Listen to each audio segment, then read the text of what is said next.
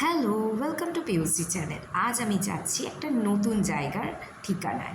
দেখো, আমার বাসটা এখানে ক্রসিংয়ে দাঁড়িয়ে পড়েছে, তাই আমি কি করব, করে নিলাম ছোট্ট একটা ভিডিও। গাড়িগুলো দূর থেকে এত সুন্দর যাওয়া আসা করছে যে কি বলবো। আর রাস্তায় প্রচণ্ড গরম আর ভিড়। আর দেখো, গাড়িগুলো এত সুন্দর লাগছে, সাদা, লাল, কালো, নানা ধরনের গাড়ি। বাহ!